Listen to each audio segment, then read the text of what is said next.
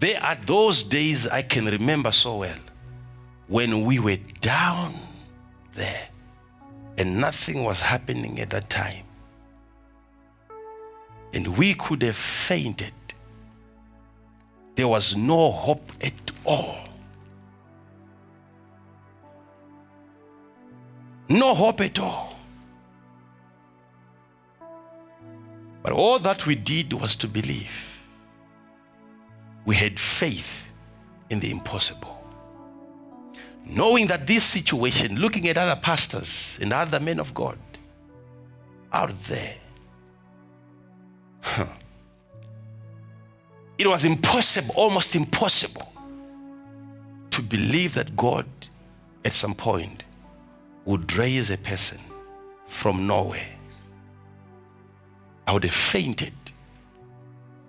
But then I believed to see. And what we did was not to wait for it until it happens. We started living our lives as if it had already happened. We kept on believing and channeling our faith towards that mountain and refusing to become like any other man of God. It's not a one-day thing. It's something that you have to continue doing on a daily basis. You wake up in the morning, you pick it up from where you have left yesterday, and you continue speaking against it. And there is no way I can remain the same when I have faith like a mustard seed. So that little faith that you have, when he said faith like a mustard seed, he's not talking about size. He's talking about the principle of sowing. When you take it and you plant your seed of faith, it will begin to grow into becoming a mighty and powerful tree. And if you see a tree growing anywhere close to your house, it's a matter of time. You will see your house starting to crack. Slowly but surely. Any tree has that power.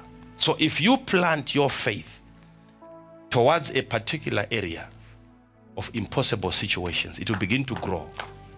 Slowly but surely, you will see that your faith, all of a sudden, it has started working against that impossible situation.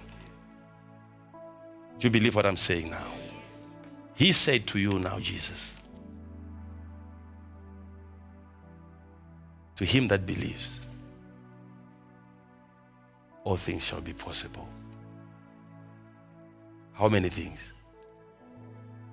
How many things?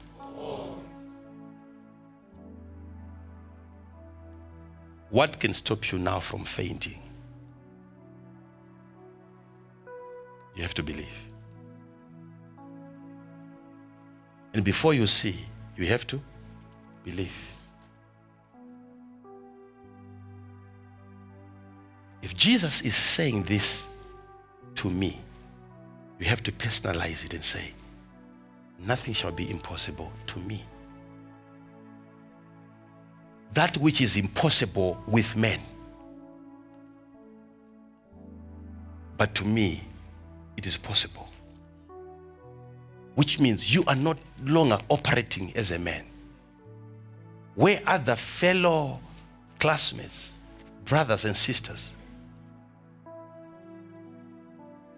has found themselves limited in one way or another, when you get to that same point, you shall put your faith to work and begin to work things out of that same situation. There's a place in the book of Daniel where the prophet said, but they that know their God shall be strong, and they shall do exploits. They that know their God. If you have any drop of unbelief right now, doubting that God can bring you out of that situation, it is not because God cannot do it.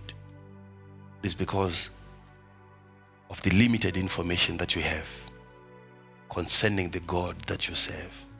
They that know. They that know their God, not somebody else's God, their God shall be strong. Start knowing the God that you're serving, that he can do marvelous and wonderful things.